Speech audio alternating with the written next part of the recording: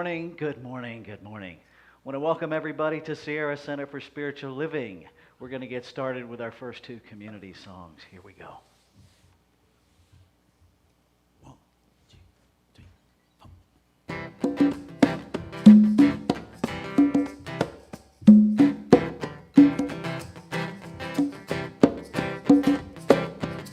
Take a look at the person next to you. Take a look at the person next to you. Say, God loves you and I love you too. God loves you and I love you too. Feel the love and the unity. Feel the love and the unity. Lift your voice and repeat after me. Lift your voice, repeat after me. Come together. Come together. We come together. We come together. We come together. We come together. In the name of love, we come together. Come together. We come together. We come together. We come together. We come together. In the name of love.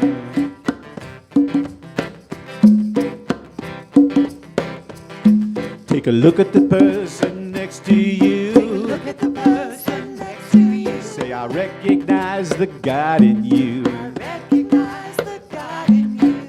Feel the love and the unity. Feel the love and the unity. Lift your voice and repeat after me. Lift your voice. Come together. We come together. We come together. In the name of love, we come together. Come together. We come together. Come together. We come together. Come together. In the name of love, from every walk of life, Every walk of life. every creed and color, Every creed and color. in kinship we unite. Kinship we unite. In honor of the God and each other.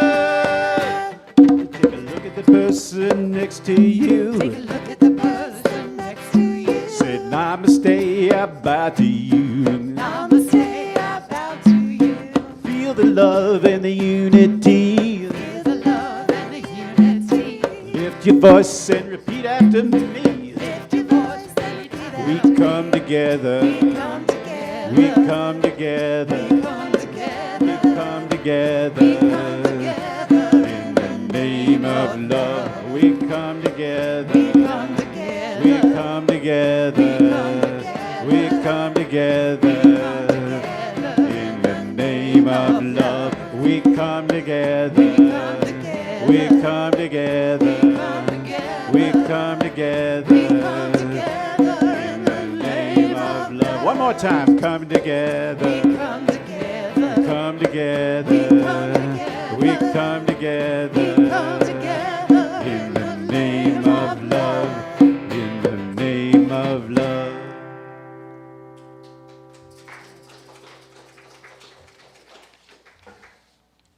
Well, thank you. Thank you for this day.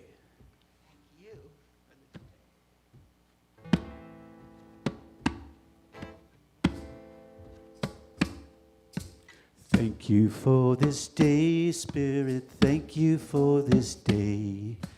Thank you for this day, Spirit. Thank you for this day. This healing, this healing, this healing day. This healing, this healing, this healing day. Thank you for this day, Spirit. Thank you for this day. Thank you for this day, Spirit. Thank you for this day.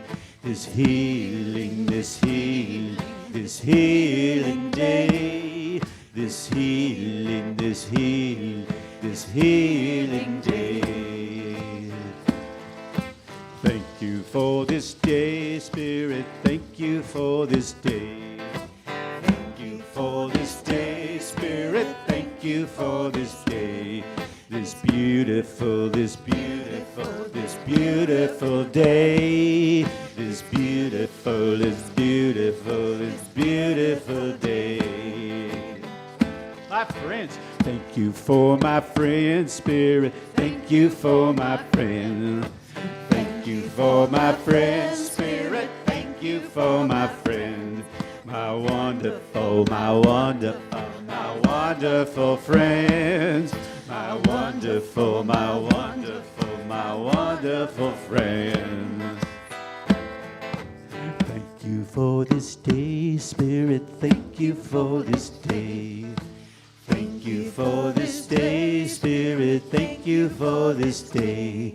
This healing, this healing day. This healing, this healing, this healing day. Thank you for this day, Spirit. Thank you for this day. Thank you for this day, Spirit. Thank you for this day. This beautiful, this beautiful, this beautiful day. This beautiful, this beautiful, this beautiful day. This beautiful, this beautiful, this beautiful day. This beautiful, this beautiful, this beautiful day.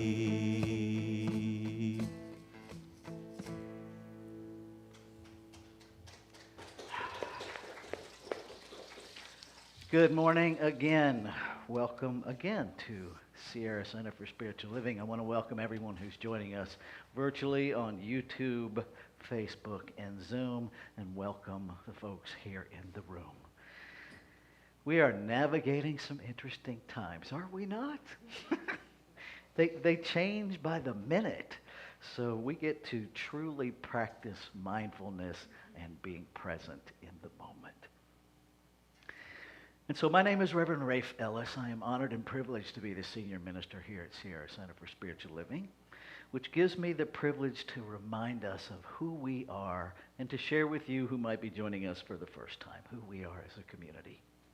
We are a radically inclusive, spiritually progressive, supportive community that celebrates the very diversity of creation. We strive to live authentic spiritual lives through a practical application of the teachings of science of mind. We engage in sacred practices that uplift our spirit, deepen our awareness, and ignite our soul's self-expression. We demonstrate active compassion to ourselves, each other, and the world. We experience meaningful contribution through giving generously of our time, talents, and treasures.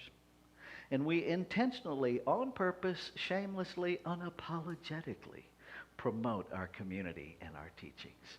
And one of the ways that you can participate in that is by sharing this live stream on whatever social media platform you play on. You can also email different talk links from our Sierra Spiritual YouTube page to folks that have expressed an interest in metaphysics or folks that you think might benefit. Never hurts to offer information.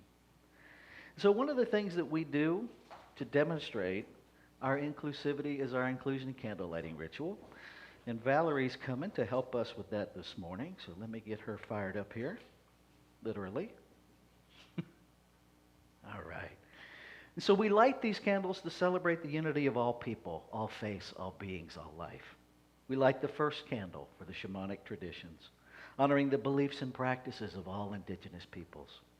We light the second candle for Hinduism, honoring the path of knowledge, action, and devotion. We light the third candle for Taoism, honoring the path of ultimate reality, the natural way. We light the fourth candle for Judaism, honoring the ethical path of living by sacred law. We light the fifth candle for all forms of Buddhism, honoring the middle way, the path of compassion. We light the sixth candle for all forms of Christianity, honoring the teachings of Jesus as the path of love, forgiveness, and healing by the presence within. We light the seventh candle for all forms of Islam, honoring the path of submission to the will of God as the highest calling. We light the eighth candle for the religion of Baha'i, honoring the path of unity and peace. We light the ninth candle for all forms of New Thought teachings, honoring the metaphysical path of mental healing through the practice of universal spiritual principles of love and law.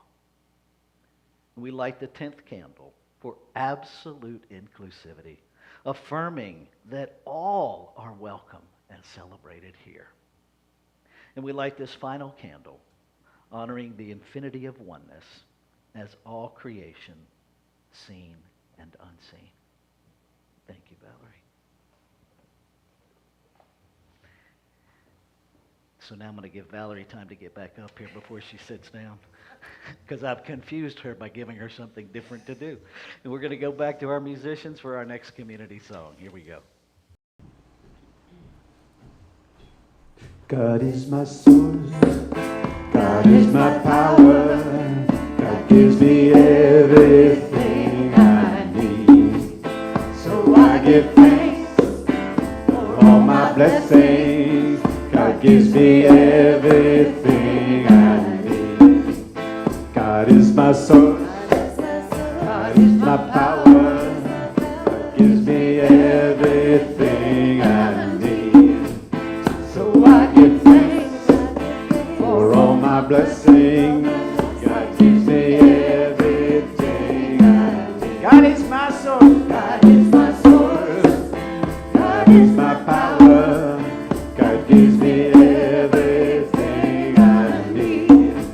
So I give thanks for all my blessings, God gives me everything I need. Love is my source, love is my power, love gives me everything I need.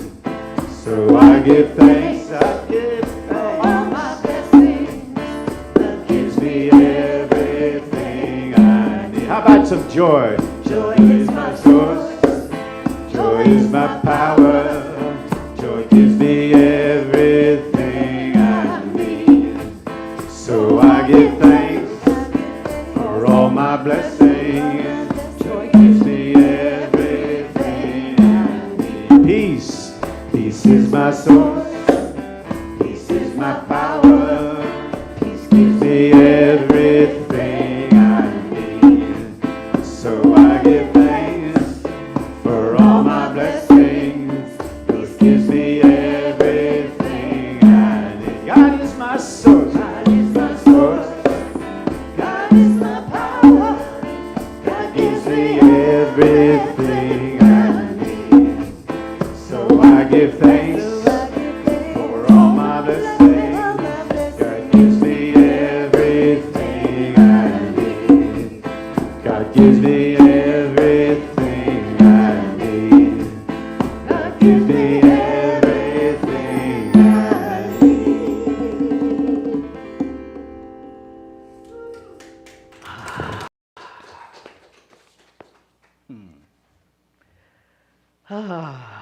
Truth is, God gave us everything we need the minute it created us out of itself. How about that? Goodness. So this is our time of announcements. And I'm going to start with the obvious, that we are open. And if you want to be here, we want you to be here. And if you feel safer being right where you are, we want you to do that. We do ask that if you have anything going on in your physical body that could even possibly be contagious in this physical realm, that you stay home. That you stay home. You take care of yourself. While we are a community that wants to share, we don't necessarily need to share everything. I worry about those people that say, I want to experience everything. Really? I am very clear. There are some things on planet Earth I'm okay if I never experience. And this contagious dis-ease process, one of them. One of them. And there are things that it seems as though we can do to mitigate this process. And I encourage us all to be really clear within ourselves what it is that is ours to do around that. And to do that. And to quit being mean and nasty to people that see it a different way. because that's part of this dis-ease process. And I assure you, the stress of being nasty is not going to help anybody heal anything. So we get to stop engaging in that behavior if we are.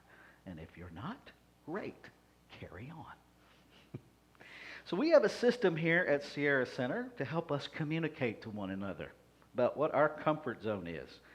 If you are still comfortable wearing a mask and interacting with people that are wearing masks, you put on a red set of beads. That signifies that you want people to interact with you from at least 6 feet away and to wear a mask. If you're not sure, or you're navigating it step by step, or as I learned this morning, if it matches your outfit, you can wear a yellow one. I can't make this stuff up, y'all. But I also am not going to front anybody off, so I'm just saying. Sometimes we just got to be color-coded. The yellow indicates to folks that you're just kind of finding your way, and it may change, so be patient. Green says, I'm okay interacting with or without masks, with or without space. Here's the thing. If you're wearing a green one and you're interacting with someone with a yellow or red one, honor the higher level of comfort zone. It's just a thing of honoring people where they are, rather than demanding that they come to your level. The quote that I remember in all of this is Malcolm X, to never expect someone to know or be where you are as fast as you got there, because there was a time you weren't there either. And so perhaps if we can just live in compassion with one another, we will get better. Okay. So the next thing is our monthly Actualizing Wholeness. This is an online offering. It is built on the dialogue process of David Bohm, and it really is just a sandbox of consciousness where we come together and allow ourselves to explore what concepts and words and beliefs actually mean to us, and just in that process of banter, having more of the wisdom and infinite intelligence of the divine revealed in the process. So there's the information there on the screen. It is a Zoom offering only, and so you can join us from anywhere that there is an internet connection. Our next meeting is September 7th from 4:30 to 6 p.m. Pacific time. Hope you will choose to join us. Okay. So this is our time of inward shift. And we have a treat this morning, because embracing technology allows us to have our practitioners who are remote, which simply means they're not immediately in this area. Julia Robles Scott is a ministerial intern. Bless her heart, she keeps trying to graduate, and it keeps getting moved. So she is continuing on her journey. She's finished one round of exams. She has one more round of exams to go, and then she will sit for her ministerial licensing panels, and then she will be licensed as a minister with Centers for Spiritual Living. And so this morning she is joining us via technology from Oregon.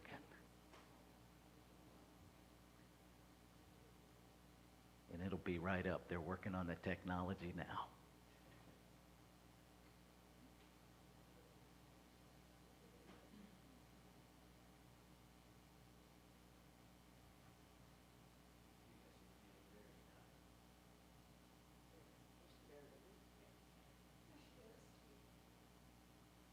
Good morning, dear ones. I'm Julia Robles Scott, one of your practitioners, and I am so honored to be of service today. Our core value we're bringing into awareness today is service. So what do we mean by service? We're talking about being of service. And what, who, how, where, and when can we be of service? But most importantly, why would we want to be of service? There are so many ways to be of service. We can volunteer, we can help support those that need help physically, we can donate our time, talents, and treasures. These service opportunities not only bless others, but they bless us. It's the law of circulation, giving and receiving. But the most important reason to be of service is because we recognize ourselves as one. We are all one spirit. When we are being of service to any, we are being of service to the one who created all. We honor ourselves and our Creator by being in service in whatever way we feel called. So let's take this time to go into our meditation and contemplate what ways we may be feeling called to be of service to, for, and as the divine.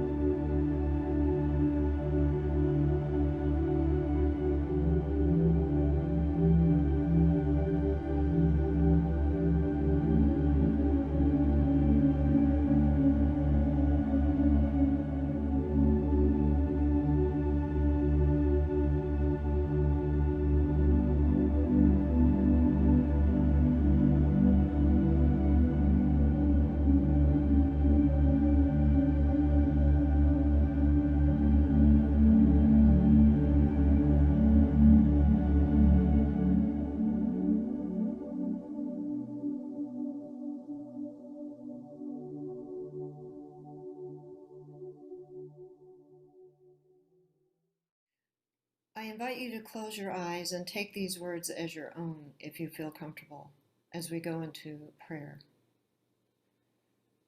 As I breathe into this moment, I pause to remember that which is breathing me, that which created me and all of reality, that which sustains all life, the seen and unseen, that which I call spirit, infinite intelligence, creator, God. Knowing this presence is even closer than my breath, I feel into the presence, and as I do, what I feel is the presence of love. It is in me, it is me, and I am in it, and I am it. There is only oneness. I am one with the presence, and I am one with all of life. I am one with all people, for we are all connected forever through an eternal cord of love and light, and this cord can never be broken.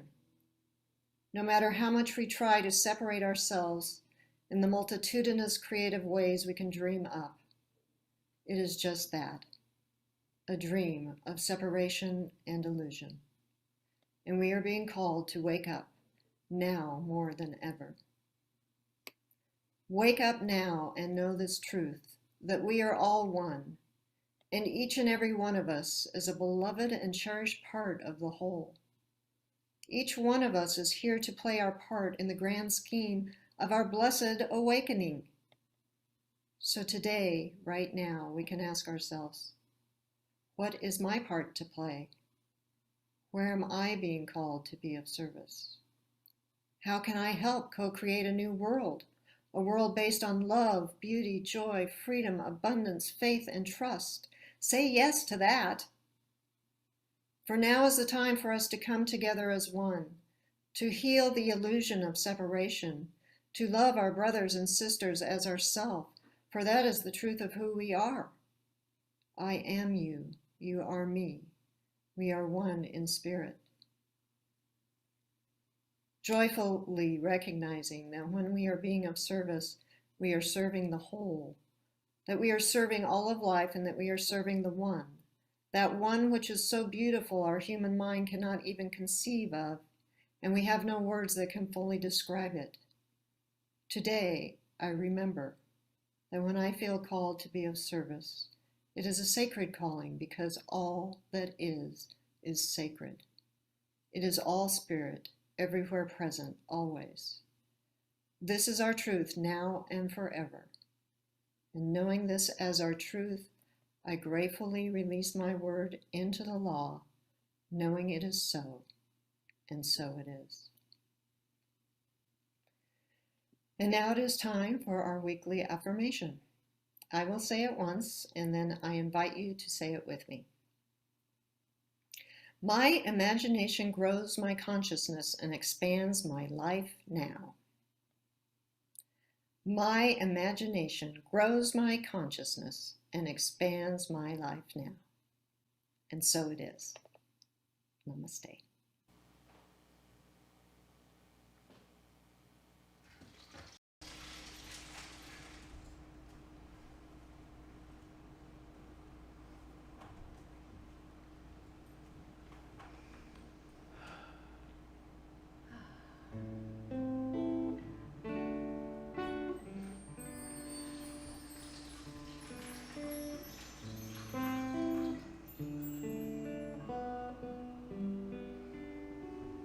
Come with me and you'll be in a world of pure imagination. Take a look and you'll see into your imagination.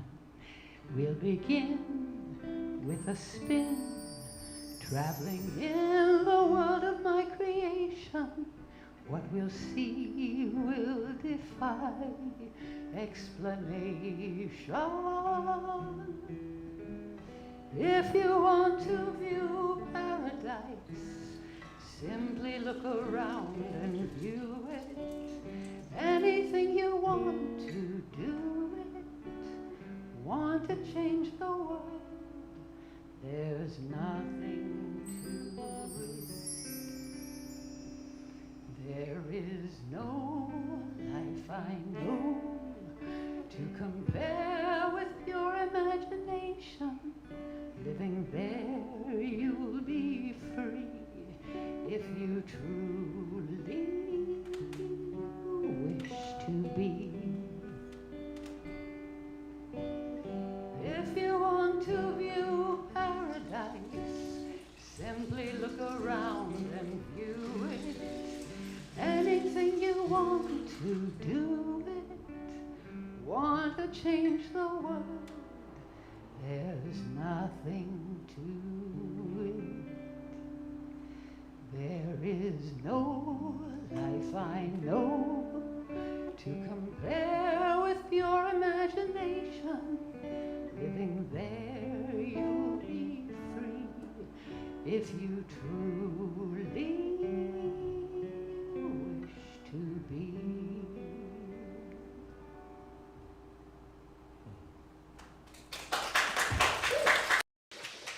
Thank you.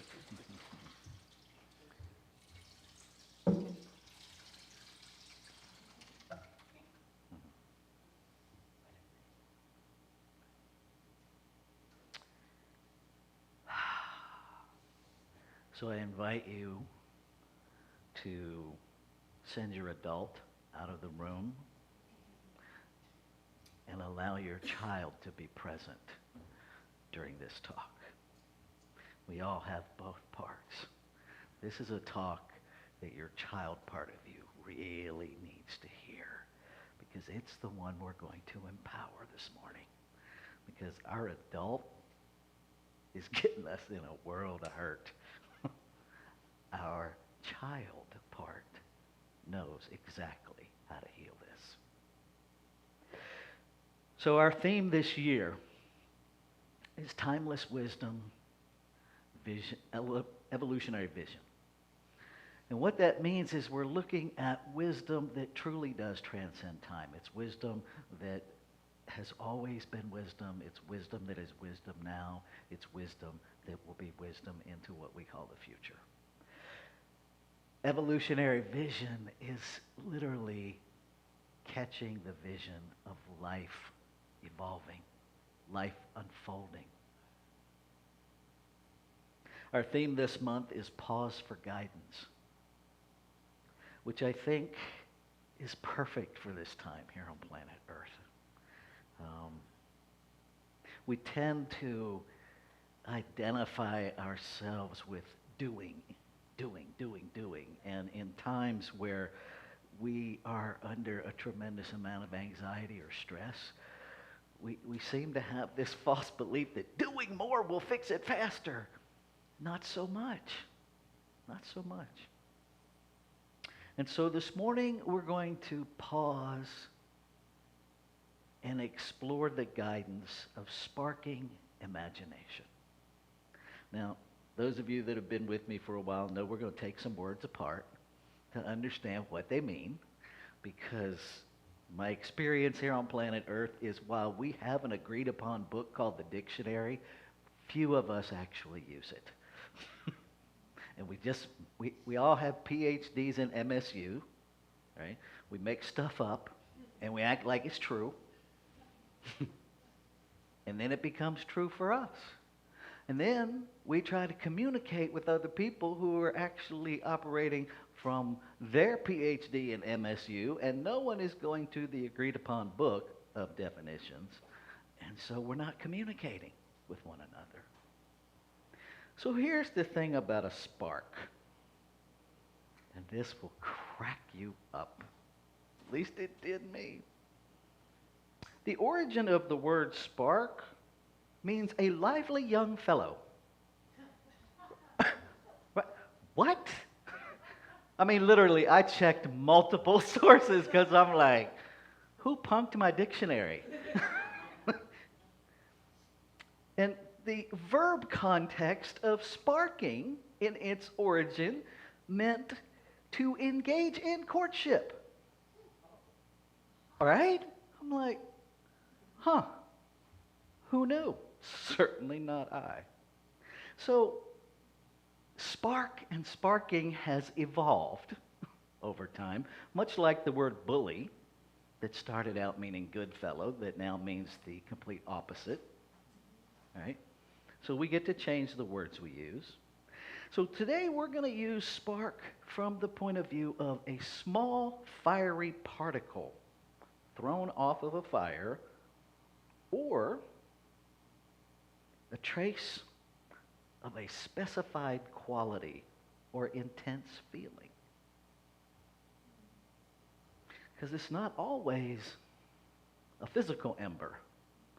Sometimes there is an emotional spark, which even now as I'm thinking about that and thinking about the first time I kissed this person who is now my wife, I get that first definition of spark. I get that because that was absolutely an intense engagement in courtship, but I wasn't relating to it that way at the moment.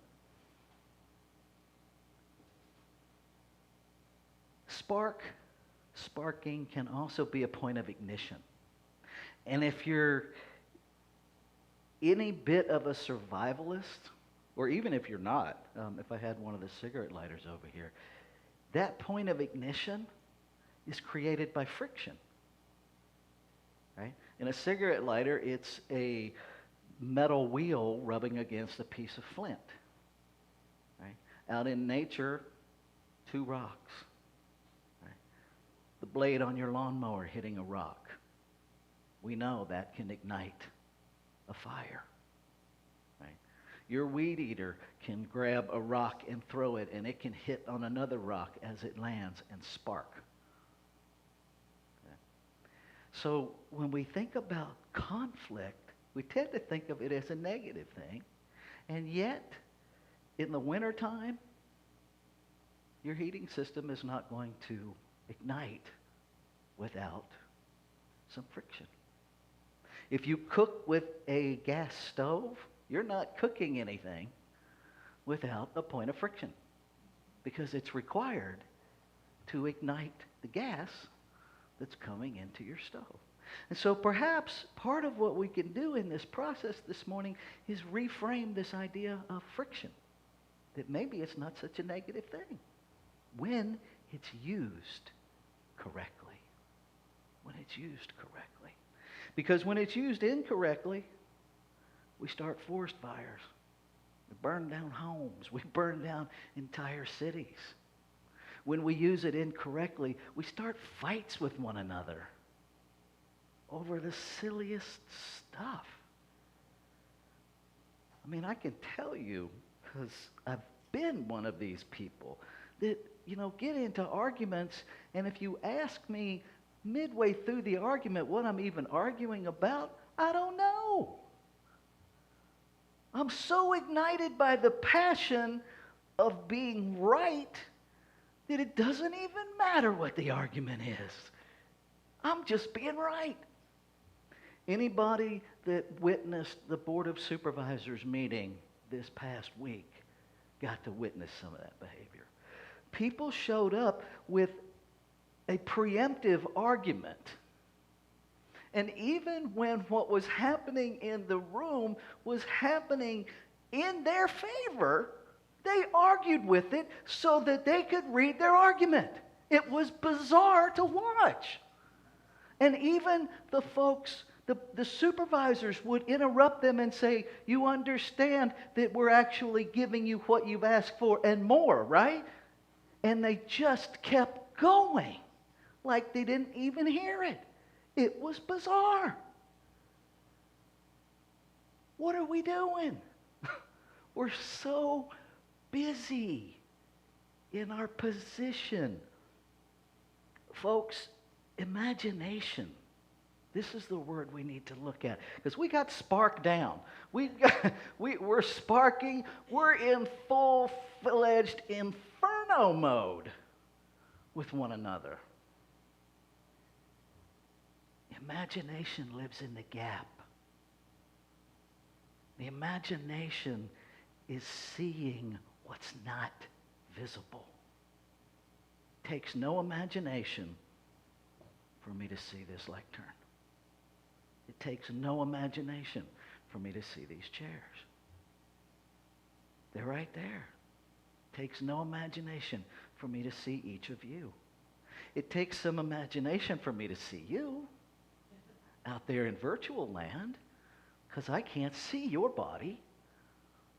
Right? Imagination is what happens in the gap. Now, there's two things that happen. There is triggered memory, and then there's actual imagination. Most of us are living in triggered memory and calling it imagination. When we see something is missing, if I were to show you a picture, right, and leave out, like if I show you a picture of a horse's head and leave out its nose, you're going to fill in that picture in your mind from memory of the horse's nose. Right? That's not imagination, that's memory. And so much of what is happening to us here on planet Earth right now is triggered memory. We're trying to evolve as a species. We're trying to evolve in consciousness. And yet, we don't know how to let go of our monuments and our memories. We don't know how to let go of our past as being our present. Because we think we are defined by those things. Forgot my book here. Excellent book, I Don't Know, The Way of Knowing, by D.E. Paulk. And one of the things that D.E. Paulk recognizes is that the ego keeps us from ourselves. The way the ego functions these days, right? Because the ego, I am what I have. I am what I do. I am what others think about me. That's how the ego frames us. All of that is in memory. None of that is in imagination. So trying to imagine who we actually are, we have to get to these questions. If we are what we have, who are we when we don't have? What happens? What happens to us when we don't have all of a sudden? If I am my home and all of the things in it, when a fire comes through and burns my entire town to the ground, now who am I?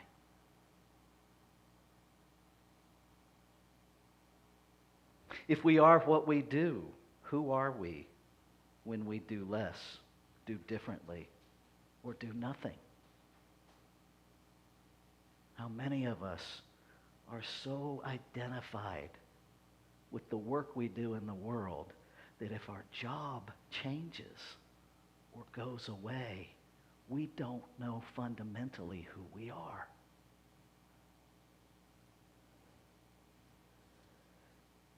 And this is the big one. If we are what people think of us, who are we when their thoughts become fickle? Their approval of us diminishes, or their perception of us changes. Who are you then? Who are you when you wake up and the person that you're sharing life with says, this doesn't work for me anymore. I need to go. Who are you when the people that you associate with all of a sudden change their belief system and yours doesn't line up with theirs anymore? Who are you? If we relegate ourselves to outside of ourselves, we never knew who we were in the first place. Right? Here's what else D.E. Paulk says, I don't know is foundational to faith. I don't know is an evidence of worship. I don't know is the beginning of knowing. Because as Emma Curtis Hopkins taught, if we fail to deal with what we currently believe through the effective use of denials, and she wasn't talking about denying that it exists, she's talking about denials in saying, no, that's unreal. If we fail to unknow, there's no room to know. And what we're looking to know is already there. It's in the gap. We're just not seeing it. It's in the gap between what others have told us we are and the lies that we've bought. We've all been socialized. It's not a negative. It's just a thing. Right? We've been socialized generationally. The reason that we wear clothes is because somewhere through the process of socialization, it became a good idea and an accepted thing to wear clothes. And if we lived in a culture where that was different, we'd all be running around naked and no one would care. No one would care. But let a group of people decide that that's their new culture. And suddenly we care deeply because it's out of alignment with what everybody's doing. Well, this idea of everybody is the biggest lie.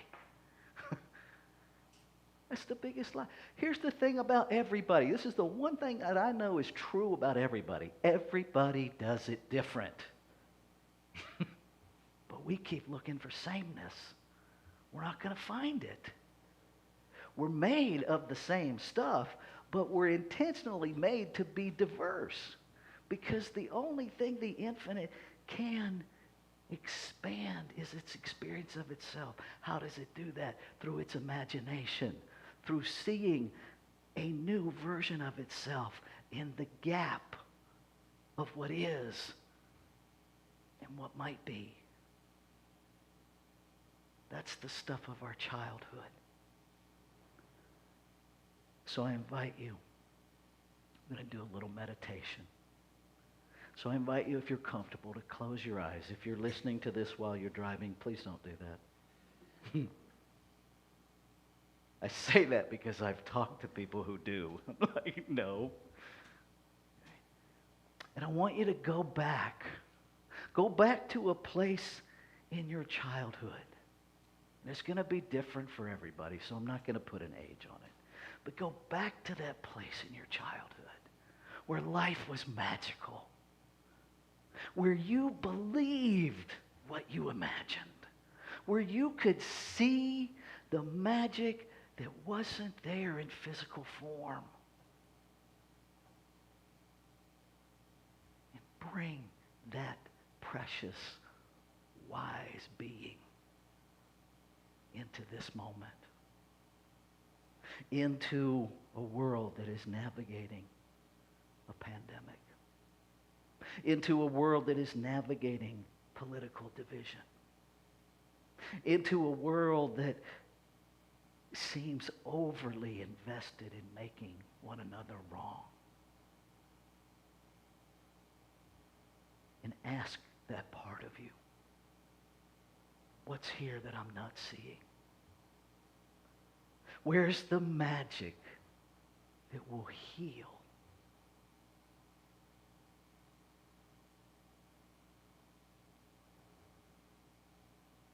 Where's the magic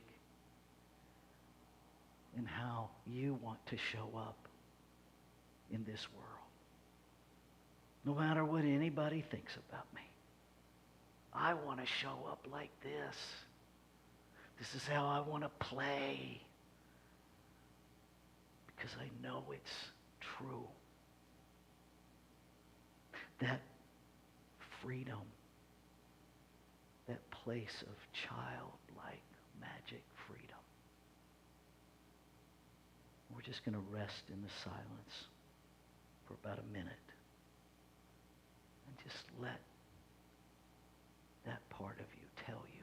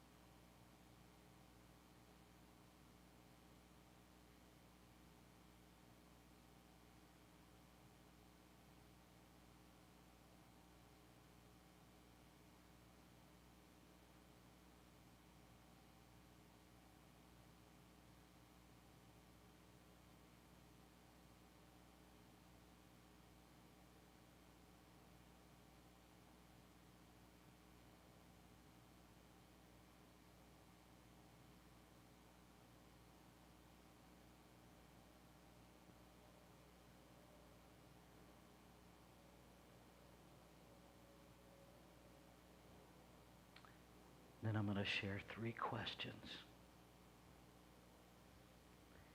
that you can give this beautiful childlike part of you permission to play with this week to inform you. Does my imagination run away from my highest good or toward my highest good?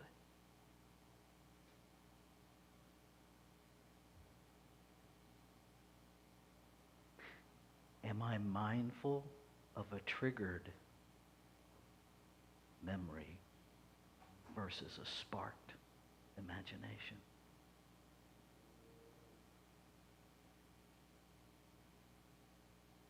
Am I committed to taking time each day to imagine the best for myself and all beings everywhere?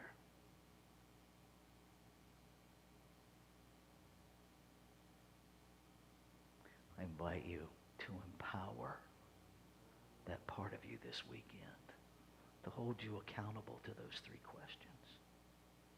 They will be in the newsletter, so you have them to reference. You don't have to remember them.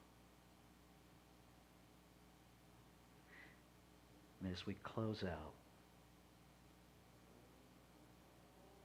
imagine the divine, the infinite, what created you, speaking to you.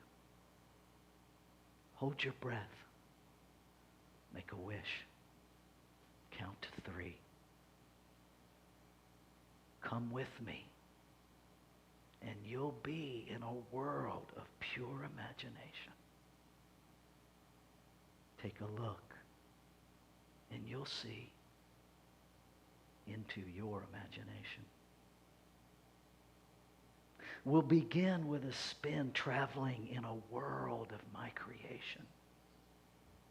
What we'll see will defy explanation. If you want to view paradise, simply look around and view it. Anything you want to do, do it. Want to change the world? There's nothing to it. There is no life I know to compare with pure imagination. Living there, you'll be free if you truly wish to be. And so it is. Let's take a breath together.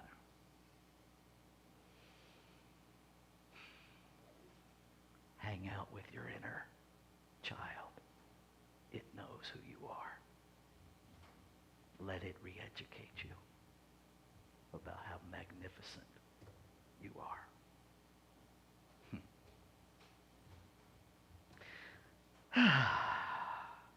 So this is our time of conscious giving. I'm going to invite us to say our intentional giving affirmation together. Here we go. I give this gift with love and joy from a consciousness of abundance. Divine love is blesses and prospers all that I have, all that I give, and all that I receive. And so it is. So we're doing this song during the rest of the year. Eddie Watkins' song about money. And here's the cool part. It's actually working for folks. Someone shared with me this morning that they're singing this song through their head all week long, and money is, in fact, coming in new contracts and more lucrative contracts. I'm telling you, folks, this stuff works, but only if we use it. You got to use it. And so take this song in. It's on the recordings. Listen back to it. Make yourself a little MP3 of it, whatever you want to do, so you can just cruise around all week long singing, money is coming to me.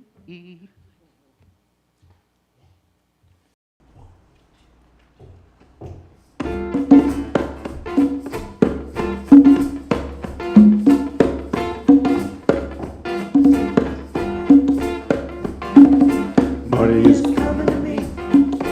Money is coming to me. Money is coming to me. Money is coming to me. Money is coming to me. Money keeps coming to me. Money is coming to me. Money keeps coming to me. Money is coming to me. I can just feel it, and I believe. Coming to me now. I'm not worried about how. Money is coming to me. The universe is working for me. I can just feel it, and I believe it's working for me now. I'm not worried about how. Money is coming to me. More than enough to live, more than enough to give, more than enough to share. Feels like it's already here. More than enough to shop, more than enough to drop, more than enough to say. With plenty left over to give away. Yeah, money coming to me. I can just feel it, and I believe. Coming to me now. I'm not worried about how. No, money is coming to me. That's it. Money is coming.